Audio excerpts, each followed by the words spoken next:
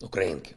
Маємо сьогодні важливі події. Європейський Союз зробив суттєвий крок у візовому питанні щодо громадян Росії.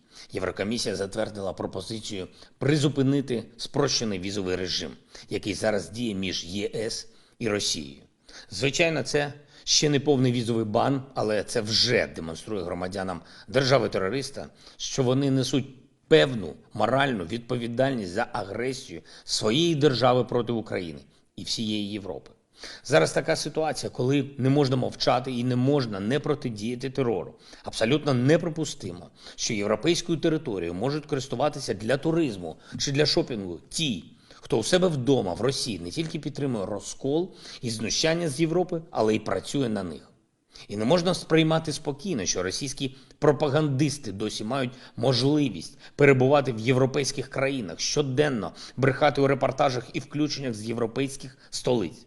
Брехати про Європу, принижувати Європу і при цьому перебувати в Європі. Абсурд, який треба негайно припиняти.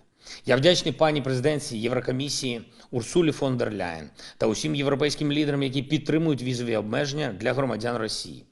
Маємо пам'ятати, окрім моральної сторони питання, це також питання елементарної безпеки. Вже неодноразово Росія спрямовувала кілерів у Європу під виглядом звичайних туристів.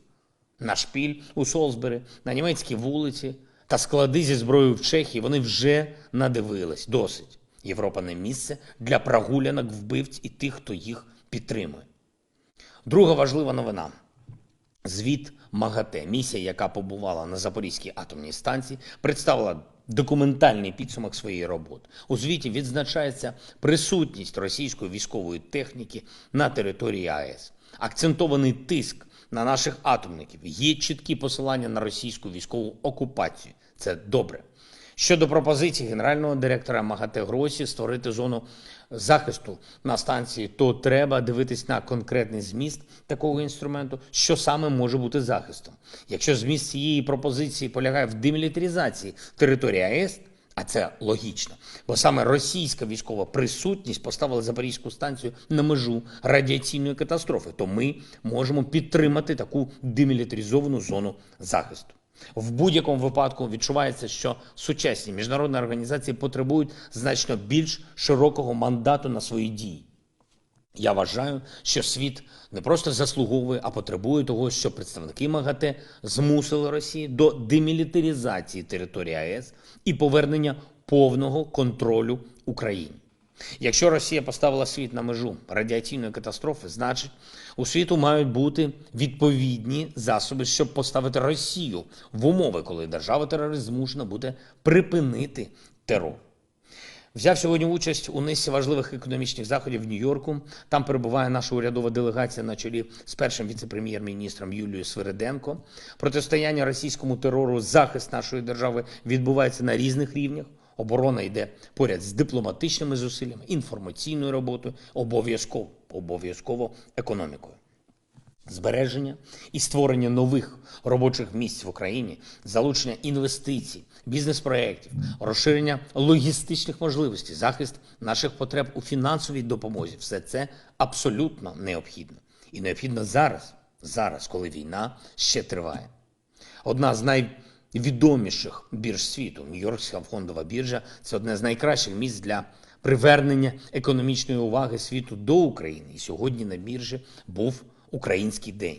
І цей Український день розпочав глобальну кампанію промоції нашого економічного потенціалу.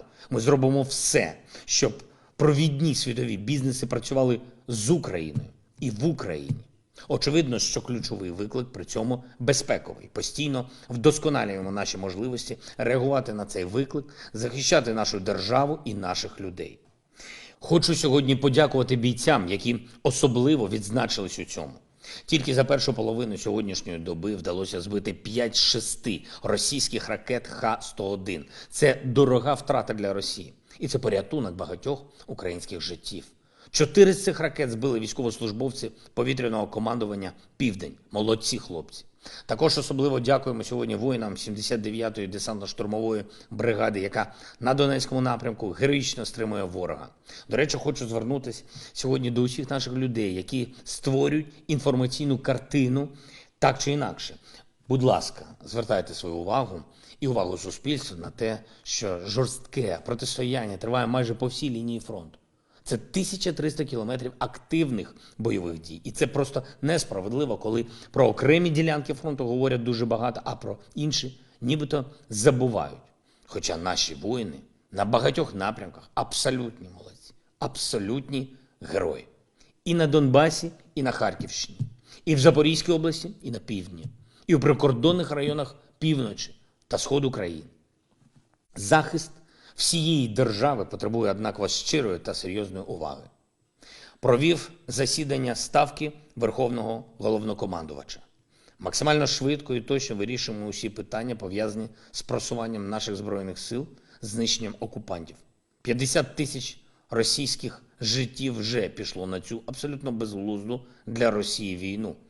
І окупантів не хвилює навіть такий рівень втрат.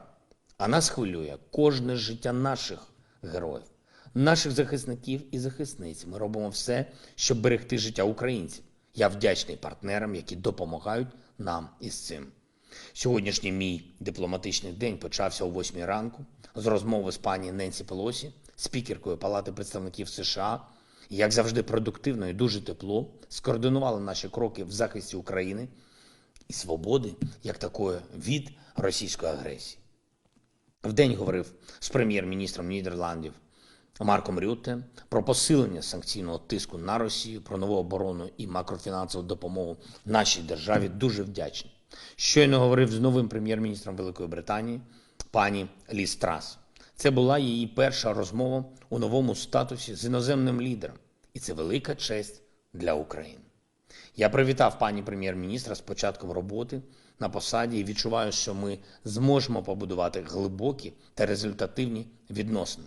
Час, коли пані прем'єр-міністр починає роботу, дуже складний. Російський енергетичний шантаж, постійні намагання держави-терориста дестабілізувати політичну ситуацію в Європі і у вільному світі, постійна російська дезінформація. Але, зберігаючи нашу єдність, працюючи у повній координації, ми і це можемо подолати. Обговорили, як ще посилити тиск на Росію, щоб ціна за агресію для неї постійно зростала. І щоб так само постійно зростала оборонна підтримка нашої держави. Почув дуже вагомі слова і щодо нашої співпраці, і щодо майбутніх безпекових гарантій для України, і щодо відбудови нашої держави. Дуже важливо, що Велика Британія зберігатиме лідерську роль у консолідації вільного світу і захисті свободи. Запросив пані прем'єр-міністра відвідати нашу державу і дякую за чітку впевненість у тому, що Україна і вільний світ неодмінно переможуть у цій війні, розв'язаній Росією. Дякую всім, хто захищає Україну і свободу. Слава Україні! Підписуйтесь на канал, і у вас завжди будуть свіжі новини.